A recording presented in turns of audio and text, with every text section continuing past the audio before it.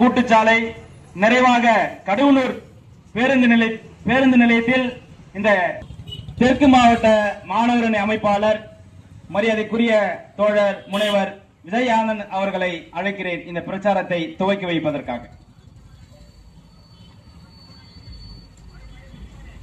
தொண்டு செய்து பழுத்த படம் தூயதாடி மார்பில் விழும், மண்டை சுரப்பை உலகதொழும், மனக்குகையில் சிறுத்தை எழும் என்ற பெருமைக்குரிய தந்தை பெரியாரின் கொள்கைகளையும் கோட்பாட்டுகளையும் தமிழகம் முழுவதும் பரப்பிக் கொண்டிருக்கின்ற என் அருமை திராவிட விடுதலை கழகத்தினுடைய தோழர்களுக்கு, தமிழகத்திற்கும் இந்தியாவிற்கும் தேவையான ஒரு இன்றியமையாத செயல். இந்த செயலை பொதுமக்களிடம் பிரச்சாரமாக எடுத்து செல்வதற்காக ஒன்றிய பாசிச பாஜக அரசையும் மோடி அரசையும் கண்டித்து மாணவர்கள் எந்தெந்த வகையில் பாதிக்கின்றார்கள், எந்தெந்த வகையில் எந்தெந்த முறையில் பாதிப்புக்கு உள்ளாடுகிறார்கள் என்ற செய்திகளை பொதுமக்களிடம் எடுத்து செல்லுகின்ற நோக்கத்தோடு இந்த பிரச்சார பயணத்தை மூங்கில் திறப்பட்டில் இருந்து தொடங்குகின்ற இந்த கழக நிர்வாகிகளுக்கு எனது வாழ்த்துக்களையும் பாராட்டுக்களையும் முதலில் தெரிவித்துக் கொள்கின்றோம். இந்த நிகழ்ச்சிக்கு தலைமையேற்று நடத்தி கொண்டிருக்கின்ற தோழர் பாபா அவர்களுக்கும், எனக்கு பிற்பாடு இங்கு சிறப்புரை நிகழ்த்திருக்கின்ற அன்பு தோழர் ஐயனார் அவர்களுக்கும் வணக்கத்தை தெரிவித்து, மூங்கில் திரைப்பட்டு பொதுமக்களுக்கு அனைவருக்கும் அங்கங்கே இருந்து கேட்டுக் கொண்டிருக்கின்ற இது தெருமுனை பிரச்சாரம் தான், பொதுக்கூட்டம் அல்ல. ஆனால் நாம் என்னென்ன செய்திகளை தெரிந்து கொள்ள வேண்டும், எதற்காக நீட்டை நாம் எதிர்க்க வேண்டும் என்ற ஒரு சிந்தனை நமக்குள் இருக்க வேண்டும்.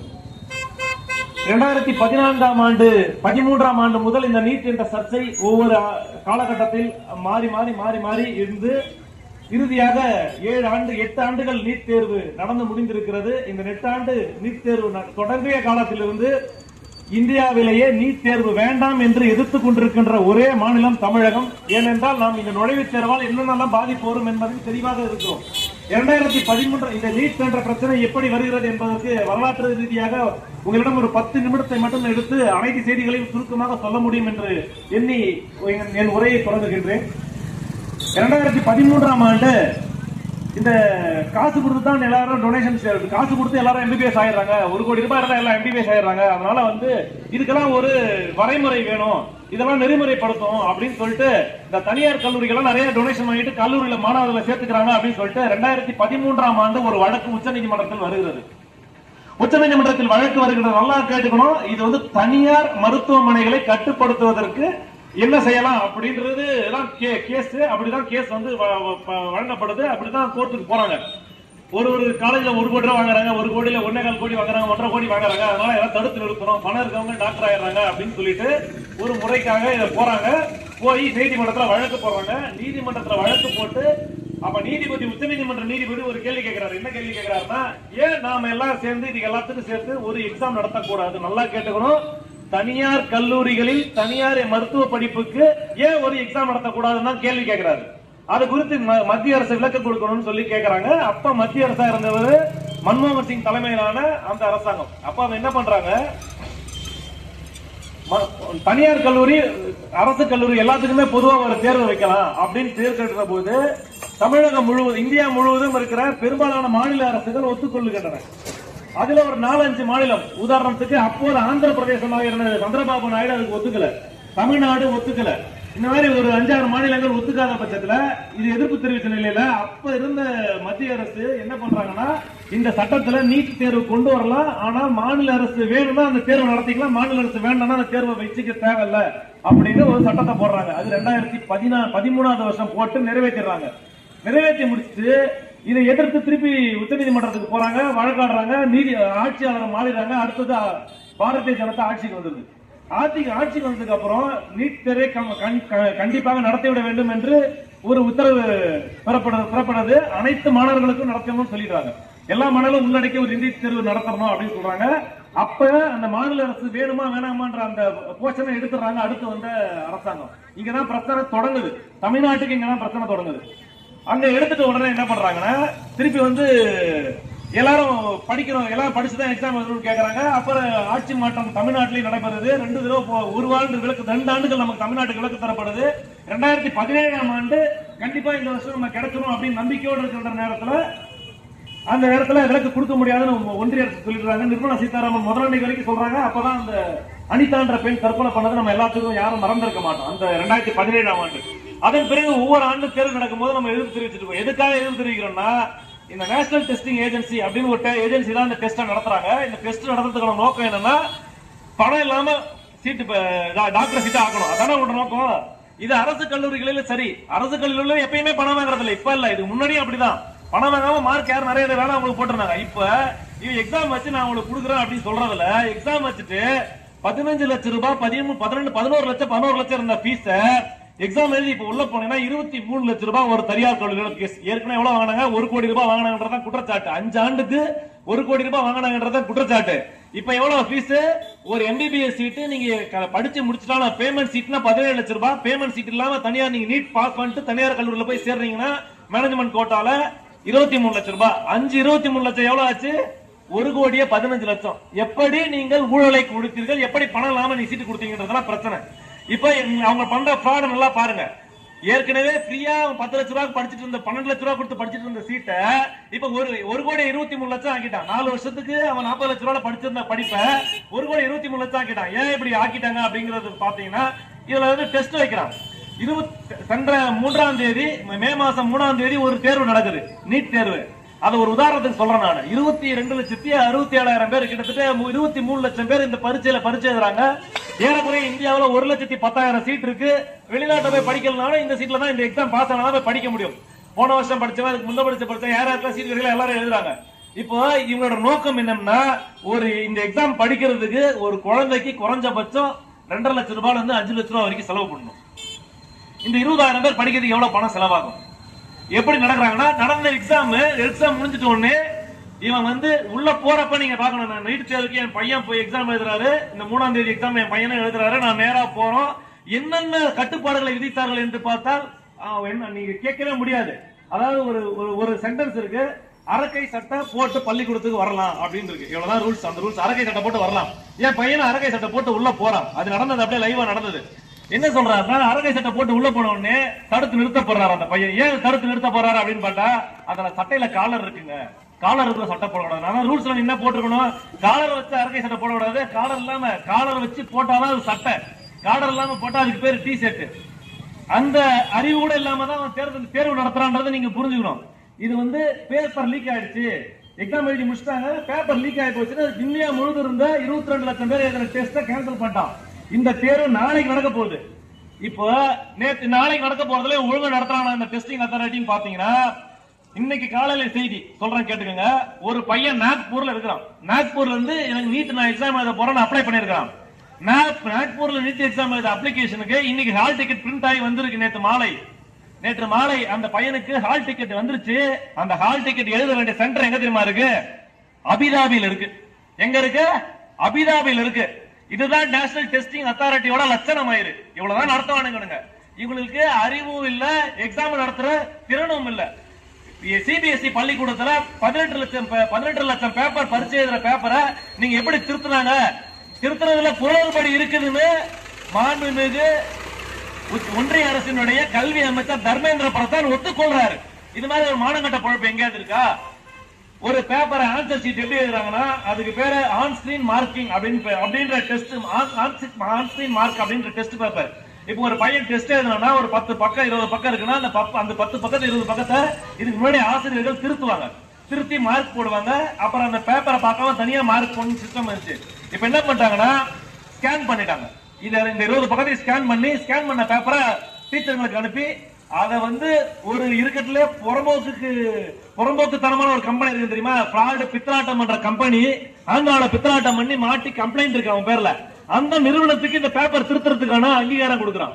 அந்த பேப்பரை கம்பெனி திருத்தி முடிச்ச உடனே எழுதுனவங்களுக்கு எல்லாம் நல்லா புரிஞ்சுக்கணும், இதை ஸ்கேன் பண்றாங்க. ஸ்கேன் பண்றதுல நல்லா தெரியுன்றதுக்கு எந்த உதாரணமும் இல்ல. இன்னைக்கு இருக்க டெக்னாலஜிக்கல் அட்வான்ஸ்ல எல்லாரும் கம்ப்யூட்டர் வச்சு லேப்டாப் வச்சு திருத்துவாங்கன்னு சொல்ல முடியாது. எங்க தப்பு நடந்துச்சு நான் சொல்றேன். 20 பேப்பர் இருக்கு, 20 பேப்பரையும் ஸ்கேன் பண்ணியாச்சு. ஸ்கேன் பண்ண உடனே என்கிட்ட 20 பேப்பரை என்னோட மெயில் அனுப்பிட்டாங்க. நான் டவுன்லோட் பண்ணிட்டேன். ஒரு பையனோட பேப்பரை ஓபன் பண்ணி திருப்புதான். எல்லாரும் லேப்டாப்பை திறந்து திருத்திருந்தோம்னா அந்த பிரச்சனை வந்திருக்கிறதுக்கு வாய்ப்பு குறைவு. எல்லாத்தையும் மொபைல் இருக்கு, எல்லா ஆசிரியர்களும் பெரும்பாலான வாசகர்கள் நான் சொல்றேன், நான் குற்றச்சாட்டே வைக்கிறேன், அவன் மொபைல பார்த்து திருத்தலாம். அதனாலதான் இவ்வளவு பிரச்சனை. நீ மொபைல் ஓபன் பண்ணி திருத்தலாம்ல, அதுல மார்க் போட்டா அதுல எல்லாத்தையும் வச்சுட்டான். அதனால அவன் மார்க் வந்து கம்மியா தான் போட்டா, அதை படிக்க முடியாது, எழுத முடியாது, அதுல என்ன செஞ்சிருக்கான்றதை கண்டுபிடிக்க முடியாது. நீ ஸ்கேன் ஒழுங்கா பண்ணி அதை பண்ணிருந்தாதான் அது தெளிவான பேப்பர் இருக்கும், அதை தெளிவான பார்த்து மார்க் போட முடியும். இதுல இன்னும் கூத்து நடந்திருக்கு. ஒரு பையன் வந்து எனக்கு சந்தேகமா இருக்கு அப்படின்னு 2 பேர் வந்து பேப்பரை திருப்பி கேட்டிருக்காங்க. பேப்பர் திருப்பி கேட்டல, அவனுக்கு பேப்பர் 20 பேப்பர் அவனோட எழுதின பேப்பர் வந்திருக்கு. ஒரு பேப்பர்ல 6 பேப்பர் அவன் எழுதின பேப்பர், மீதி 14 பேப்பர் வேற எவ்வளவு எழுதின பேப்பரை சேர்த்து ஸ்கேன் பண்ணி போட்டிருக்கான்.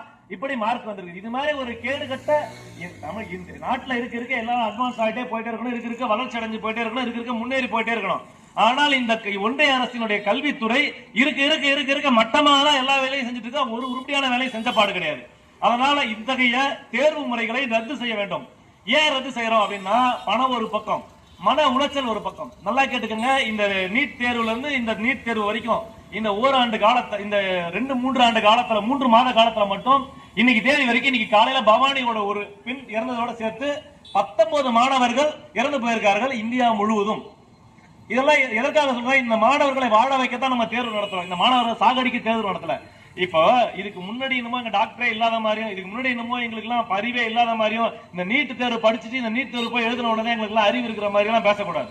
இந்த நீட் தேர்வு எழுதினாலும் அறிவாளி எல்லாம் கிடையாது. இதுக்கு முன்னாடி இருந்த மருத்துவம் தான் இந்தியாவிலே உலகத்திலேயே தலைசிறந்த மருத்துவம். தமிழ்நாடு தான் மருத்துவத்தினுடைய தலைநகரமாக உலகம் முழுவதும் விலகி கொண்டிருக்கிறது. இந்தியாவிலேயே அதிக வருவாய் மருத்துவத்துறையின் மூலம் வெளிநாடுகளில் இருந்து வருகிறது என்றால் அது தமிழ்நாட்டுக்கு மட்டும்தான். இந்தியாவில் நாங்க தான் வந்து ஒரு மாவட்டத்துக்கு ஒரு அரசு கல்லூரி வச்சிருக்கிறோம். திராவிட இயக்கம் வந்து பெரும்பாலான கல்லூரிகளை கட்டி ஒவ்வொரு இடத்துலயும் 250 கோடி பணம் செலவு பண்ணி இடம் நான் கொடுத்து பணம் நான் கொடுத்து எல்லாத்தையும் சேர்த்து நாங்க 100 மாணவர்களை படிக்க வச்சா, இவர் அங்கிருந்து நேரா வந்து எங்களுடைய 100 மாணவர்கள் 50 மாணவர்கள் நாங்க சேர்ப்போம் அப்படின்னு அவங்களாம் என்ன தொடப்பு கட்டு எடுத்துட்டு வாங்குறது. நல்லா கேட்டுக்கணும். இது வரைக்கும் இன்னைக்கு வரைக்கும் 185 சீட்டு, நமக்கு 15 சீட்டு தான் தேசிய அளவுல. இதை வந்து அவன் மாத்துறதுக்கு துடிச்சுக்கிட்டு இருக்கிறான். இதை மாத்திரத்துக்கு துணிச்சிட்டு இருக்காங்க. 30 கல்லூரி இருக்கு, 100 கல்லூரி இருக்குன்னா அந்த 100 கல்லூரியில 50% 5000 சீட்டை அவன் பறிச்சு கொண்டு போகணும்னு நினைக்கிறான். இதுல வடநாட்டை கொண்டு வந்து வைக்கிறான், வடநாட்டுக்காரன் கொண்டு வந்து படிக்க வைக்கணும்னு நினைக்கிறான். இந்த இடஒதுக்கீட்டுல இருந்து இங்க தமிழ்நாட்டில் 69% இடஒதுக்கீடு சிறப்பாக செயல்பட்டு கொண்டிருக்கிறது. இங்க வந்து இந்த இடஒதுக்கீடு ஒழுக்கின்ற நோக்கத்தோட அவன் வந்து இடபிள்யூஎஸ் வருமானத்துக்கு குறைந்த வருமானம் உள்ள ஏழைகள், அதாவது நவீன ஏழைகளா இருக்கிறாங்க. இதுக்கு முன்னாடி நம்ம ஏழைகள் எப்படின்னா, நான் வந்து 2.5 லட்சம் ரூபாய் சம்பாரிச்சு 2,60,000 சம்பாரிச்சா நான் வருமான வரி கட்டணும், நான் வந்து பணக்காரன், ஓகேங்களா, நான் வருமான வரி கட்டணும். இப்ப அது 5 லட்சம் ரூபாய் ஆக்கிருக்காங்க. ஆனால் உயர் ஜாதி ஏழைகள் எப்படின்னா 8 லட்சம் பேர் 8 லட்சம் ரூபாய் வச்சு 8 லட்சம் ரூபாய் ஆண்டு சம்பாரிச்சாங்கன்னா அவங்க ஏழைகள். இதெல்லாம் எப்படிப்பட்ட போக்கிரித்தனம் பொறுக்கித்தனம் நினைச்சு பாருங்க. இந்த ஆர்எஸ்எஸ் பிஜேபி பித்தலாட்டம் இதைத்தான் செய்து கொண்டிருக்கிறது, இதைத்தான் தொடர்ந்து செய்து கொண்டிருக்கிறது. இதை மக்கள் உணர வேண்டும், நாம் உணர வேண்டும். தமிழ்நாட்டில் இருக்க எல்லா அரசியல் கட்சிகளும் பிஜேபியை தவிர, பிஜேபிக்கு ஒத்த சீட்டு, முன்னாடி 4 சீட்டு, அவ்வளவுதான். இந்த எல்லா சட்டமன்ற உறுப்பினர்கள் தற்போது ஆட்சி அமைச்சிருக்கிற தாவேகா உட்பட எல்லாரும் இதை எதிர்க்கிறாங்க. ஆனால் நம்ம நடக்கிறது நடக்க மாட்டேங்குது. எனவே தான் நாங்கள் இதை எதிர்க்கிறோம், தொடர்ந்து எதிர்ப்போம். இதற்கான குரல் மக்கள்கிட்ட தான் இருக்கு. உங்களுடைய விழிப்புணர்வு, உங்களுடைய பிரச்சாரம், நீங்க தெரிஞ்சு கொண்டு நமக்கு தப்பு நடக்குது அப்படின்றத முன்னாடியே சொல்ல முடியும். தப்பு நடக்குதுன்னு சொல்றோம், கேட்க மாட்டீங்க. அதனாலதான் நீங்க மாட்டிக்கிறீங்க. தமிழ்நாடு எப்படி ஒரு டிராப்ல மாட்டிட்டு தெரியுமா? ஒரு பெருசா வட்டம் போட்டு அந்த குழிக்குள்ள போய் நீங்களே ஊந்துட்டீங்க. யாரும் நாங்களும் ஒண்ணும் பண்ண முடியாது. சொல்றாங்க குழி இருக்குது, உழாத நெருப்பு சுடும் சொன்னோம். யாராவது கேட்கலீங்களா? போய் ஊன்ட்டீங்க. இதே மாதிரிதான் இந்த நீட் தேர்வும் ஒவ்வொரு ஆண்டும் ஒவ்வொரு செயல்களிலும் இருக்க நமக்கு பிரச்சனை அதிகமா கொடுத்துட்டு தான் இருக்கிறோம். கொடுத்துக்கிட்டு இருக்கிறது மட்டுமே ஒன்றிய அரசின் வேலையா வச்சிருக்கிறான். கல்வி வந்து மாநில பட்டியலிருந்து ஒன்றிய பட்டியலுக்கு மாற்றப்பட்டுச்சு. அதை மீண்டும் இங்க வேணும்னு கேட்கிறோம். இப்படி எண்ணற்ற செயல்களை ஆக்கப்பூர்வமாக மக்களுக்கு செய்து கொண்டு இந்த மக்களை இதிலிருந்து விடுபட்டு இந்த மாணவர்களை நலன் மேம்படுத்துவதற்காக நாம் அனைத்து பணிகளையும் தொடர்ந்து மக்களுக்கு ஆற்றுவோம். அதற்கு இந்த தோழர்கள் வந்து உண்மையில நான் பாராட்டணும். அவங்களுக்கு நிறைய வேலை இருக்கு. இப்ப எல்லாருக்கும் அவங்களுக்கு வேலை இருக்கு. அந்த வேலையெல்லாம் விட்டுட்டு இந்த நாளைய மாணவர்களுடைய எதிர்காலத்துக்காக தங்களுடைய நேரத்தையும் பொருட்படுத்தாமல் இத்தகைய ஒரு பிரச்சாரத்தை முன்னெடுக்க வேண்டும் என்று வந்த வானாபுரத்தை தலைநகராக கொண்டு செயல்பட்டுக் கொண்டிருந்த இந்த திராவிட விடுதலை கழகத்திற்கு எனது வாழ்த்துக்களும் பாராட்டுகளையும் தெரிவித்து, இந்த 2 நாள்ல திராவிட முன்னேற்ற கழகமும் அனைத்து மாணவர்கள் அமைப்பும் 23ஆம் தேதி நாளை மறுநாள், அதாவது செவ்வாய்க்கிழமை காலையில வந்து இந்த பிரச்சாரத்தை, இதே மாதிரி ஒரு பிரச்சாரத்தை நாங்க இதற்கு எதிராக ஆளுநர் மாளிகை முற்றுகையிட போகிறோம். இதே மாணவர் பிரச்சனைக்காக தேசிய நுழைவுத் தேர்வு தேவையில்ல, இன்னும் நிறைய பிரச்சனைகளை முன்னெடுக்கிறதுக்கு போயிட்டு இருக்கோம். அதற்காக தோழர்கள் அனைவரும் அங்கேயே வந்து ஆளுநர் மாளிகையை முற்றுகையிட்டு இந்த திராவிட முன்னேற்ற கழக மாணவர் அணி சார்பாக நடைபெறுகிற கூட்டத்தில் தாங்களும் கலந்து கொள்ள வேண்டும் என்று விண்ணப்பித்து வாய்ப்புக்கு நன்றி கூறி விடைபெறுகிறேன். இந்த நிகழ்ச்சியை தொடங்குவதற்கு எனக்கு வாய்ப்பளித்த அன்பு தோழர்களுக்கு மனமார்ந்த நன்றிகளை தெரிவித்து விடைபெறுகிறேன். நன்றி, வணக்கம்.